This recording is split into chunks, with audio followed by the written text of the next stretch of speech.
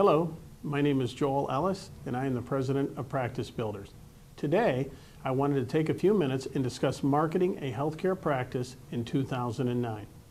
It's a big subject and one that could take quite a few hours to discuss, but for now, I just have a few minutes.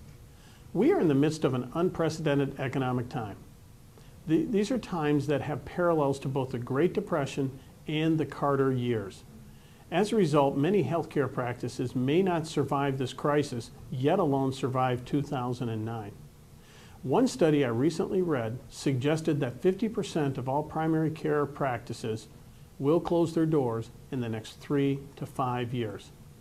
My advice to you is to continue to market, even to the extent of needing to right-size your organization for budgetary purposes in order to support your marketing plan. Studies show that businesses who continue to market through a recession not only survive, but come out of an economic downturn stronger with a greater share of the market. However, I caution you to be very pragmatic and sensible in your approach about both strategies that you execute on and the budget that you allocate. To that end, and for the sake of time, I would suggest 3 fundamental strategies. First, narrow where appropriate your direct-to-consumer or external marketing spend. Second, work your patient base. And third, expand your professional referral base. Now let's discuss each of those 3 strategies in a little bit more detail. Starting with direct-to-consumer or external marketing initiatives, curtail where necessary your budget in this area while maintaining an active web strategy with consideration towards public relations appearances, or what we call PR. PR appearances are considered one of the most respected forms of advertising. And by PR, I am referring to spots on the evening news, perhaps a Health Watch segment appearance, or articles in your local or even national paper. Now, with respect to web, today, it's not a matter of just having a website, but rather you need a web strategy. Why? Let's consider the college graduate. Did you know that 80% of college grads actually go to the website for their source of information? And you know what, folks? This is how they're making decisions. This is where they're going, and that percentage is not going to decrease. First of all, you need a web presence, which means you need a site that is reflective of your brand and is an extension of all other marketing initiatives.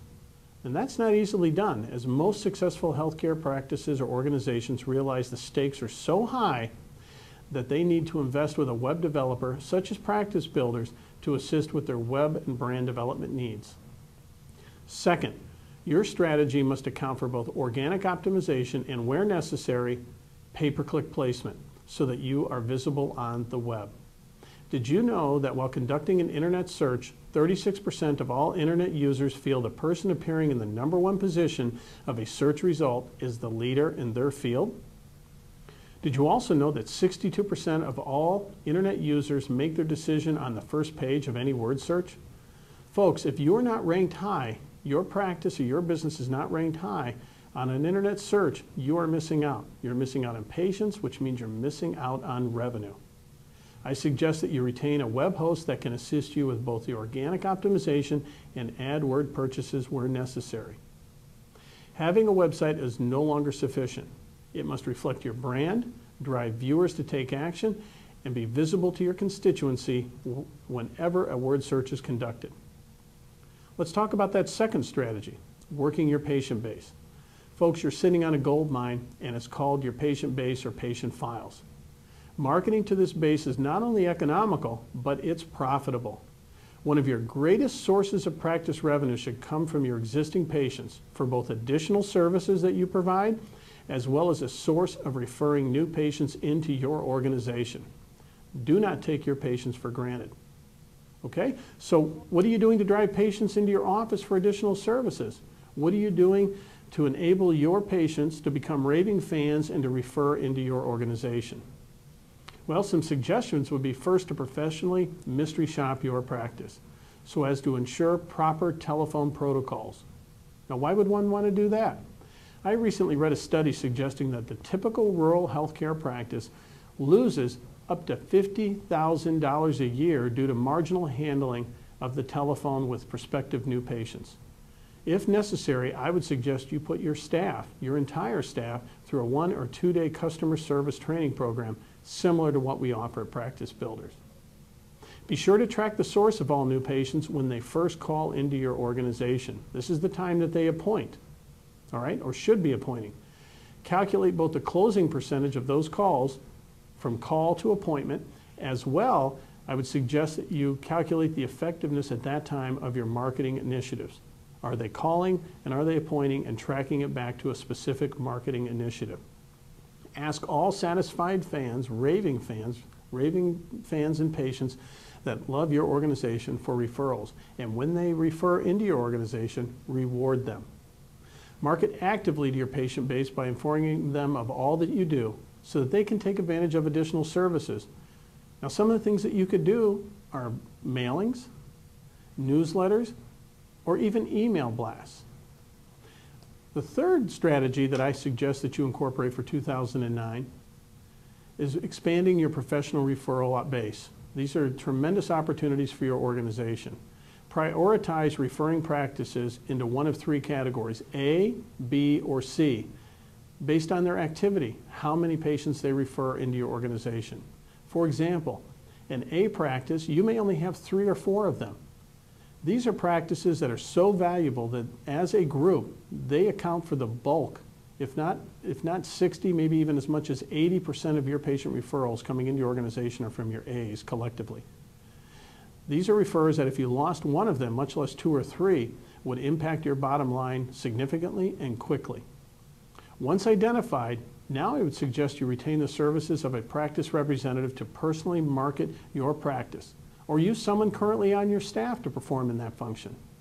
The goal is for them to promote your capabilities to organizations that could possibly refer to you or are referring to you now.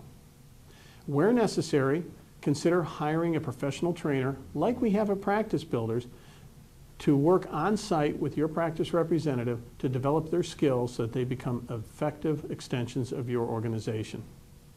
I would suggest they visit A-level referrers on a monthly basis, the same for Bs. The goal being is to convert your Bs into As and obviously not lose a single A-level referrer. Remember, the typical healthcare practitioner, and you are one of them, takes 5 to 6 interactions on a single subject matter before an incremental, and again I underline incremental, change is made, be it a prescribing habit or a referral habit. Therefore, this is a process consisting of several visits, not a one and done interaction. Put your referring practices on your marketing plan to the extent that they receive personal visits, perhaps even by you on occasion, mailings, and informational e-blasts. Become a valued resource to your referring practices by taking both an educational approach and an informative approach that educates them on your capabilities. Look, surviving both 2009 and the current economic crisis while positioning your organization to achieve higher levels of revenue once the economy rebounds, by and large will depend on your ability to develop a cohesive marketing plan integrating the concepts that I previously discussed, and be willing to make ongoing adjustments where necessary based on the return you are or are not getting. Good luck to you. And should you have additional questions, please feel free to contact me personally at www.practicebuilders.com.